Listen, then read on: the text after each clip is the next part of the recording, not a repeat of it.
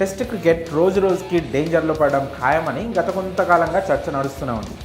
ఈ చర్చ నడుస్తున్న సమయంలోనే ఇంగ్లాండ్ బజ్ బాల్ అంటూ టెస్ట్ క్రికెట్కి ఒక కొత్త ఒరవడిని తీసుకొచ్చింది.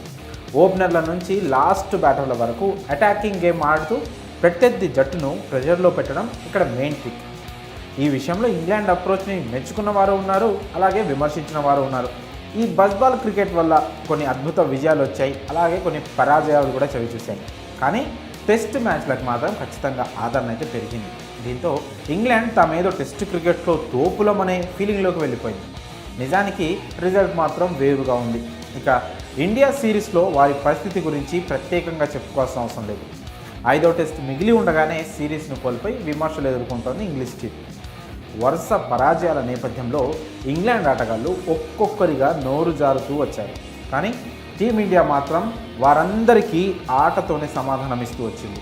అయితే తాజాగా జరిగిన ప్రెస్ మీట్లో మాత్రం team India captain Rohit Sharma British టీంపై పంచులతో చెలరేగిపోయారు. దీనికి కారణం ఆ జట్టు ఓపెనర్ బెన్ డకెట్స్ చేసిన కామెంట్సే. 3వ టెస్ట్లో ఇండియన్ ఓపెనర్ జైస్వాల్ డబుల్ సెంచరీతో వీర విహారం చేసిన సంగతి అందరికీ గుర్తుంది.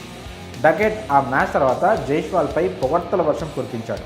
కానీ జైస్వాల్ టెస్ట్ క్రికెట్ అంత ఫాస్ట్గా ఆడడానికి తమ బజ్ బాల్ కాన్సెప్ట్ కారణమని, తమ అప్రోచ్ ఎంతో మందిలో మార్పు తీసుకొచ్చిందని డకెట్ ఏవేవో కామెంట్ చేసి ఇంగ్లాండ్ క్రికెట్ స్థాయిని పెంచుకునే ప్రయత్నం చేశారు. అయితే ఇంగ్లాండ్ ఓపెనర్ చేసిన ఆ కామెంట్స్కి టీమిండియా కెప్టెన్ రోహిత్ శర్మ ఇప్పుడు దిమ్మ తిరిగే ఆన్సర్ ఇచ్చి అందరి నోర్లు మోయించాడు. జైస్వాల్ బ్యాటింగ్ని డకెట్ మెచ్చుకోవడం మంచి విషయమే, కానీ ఆ ఆటకి స్ఫూర్తి మాత్రం ఇంగ్లాండ్ జట్టు కాదు, అది అతని సహజ శైలి. నిజానికి ఇంగ్లాండ్కి బజ్ బాల్ తెలియకముందే టీమిండియా ఆ అప్రోచ్తో ఆడి చాలా విజయాలను దక్కించుకుంది కూడా. డకెట్కి ఇండియన్ టీంలో రిషబ్ పంత్ గురించి తెలిసినట్టుగా లేదు, అతని ఆటల్లో ఎంత వేగం ఉంటుందో కూడా తెలియనట్టుంది అని అంటూ వరుస పెట్టి సెటర్స్ కురిపించాడు రోహిత్ శర్మ. రోహిత్ పరోక్షంగా గబ్బా టెస్ట్లో పంత్ ఆట గురించి ప్రస్తావించినట్లు అర్థమైంది. మా దేశానికి, మా ఆటగాళ్ళకి ఇంగ్లాండ్ నుండి స్ఫూర్తి పొందాల్సిన అవసరం లేదు, అలాంటి టాలెంట్ తమకి ముందు నుంచే ఉంది అని చెప్పడం రోహిత్ ఉద్దేశం.